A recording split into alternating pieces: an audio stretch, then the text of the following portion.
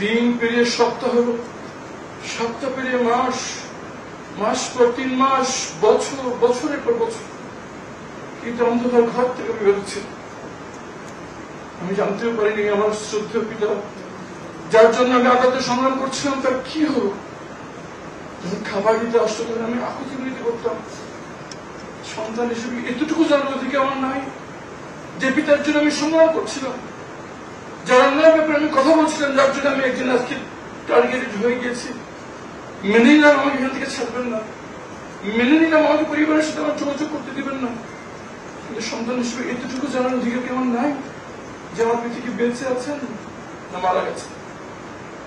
আমি নিজেকে সন্দেহ করে বলতাম, যদি আল্লাহ আমাকে জীবিত বের করেন, পরিবার নিয়ে চলে যাওয়ার কোনদিন পিছনের দিকে থাকবো না।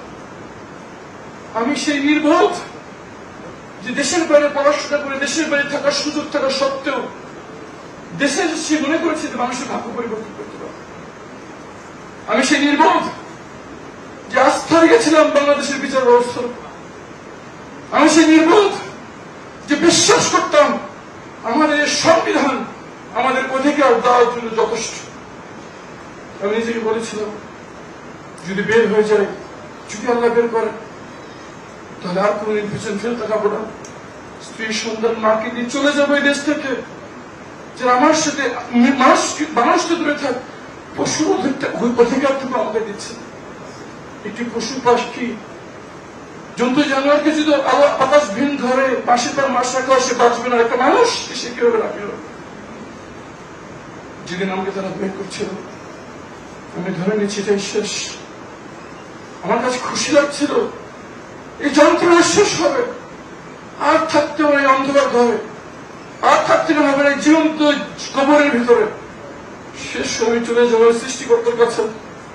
সে প্রিয় মানুষদের যাদেরকে ভালোবাসতাম, দুনিয়া তো তাদের দেখা পেলাম না। তুমি কালকে আমাদের মাঝে জান্নাতে তুমি আমাদেরকে আবার একত্রিত করো। এই দোয়া করতে করতে সূরা ইয়াসিন পড়তে পড়তে আমি বেরোচ্ছি। অপেক্ষা ছিলাম এখনই একটি গুলির আওয়াজ শুনবো, সব শেষ হয়ে যাবে। কিন্তু সব শেষ হলো না। আমি জানতে পারলাম কিছু নিরাপদ বাচ্চা ছেলেমেয়ের শাহাদাতের বিনিময়ে আল্লাহ ফাঁসিবাদকে বিদায় করেছেন, আমাকে ফিরিয়ে দিয়েছেন আর পরিবারের কাছে। আমি তখন সেই মুহূর্তে অতল ছিলাম যে আমি থাকবো না, দেশে চলে যাবো। দরকার নাই, যেখানে অধিকার নাই, যেখানে আইন নাই, যেখানে আদালত নাই, সেখানে সংবিধান নাই, থাকবো না সেই দেশে।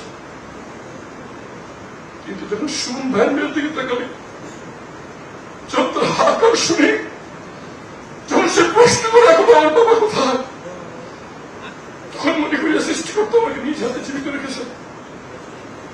আমার দায়িত্ব কথা বলা তাদের জন্য যারা জীবিত বের হতে পারবে না। আমি যদি সুমন ভাইয়ের আত্মরাগ ছড়িয়েছি, বাবা তুমি আমার সুমনকে দেখছো, তোমার বলি না আসল চল বিপদ, আসল চল হুমকি, যেমন দেশ থেকে এই দেশের মানুষের অধিকার আদায় করে থাকবে দেশের ইনশাআল্লাহ। যে কদিন জীবন আছি এই মানুষের অধিকার আদায় সংগ্রামে নিয়ে যেতে থাকবে ইনশাআল্লাহ।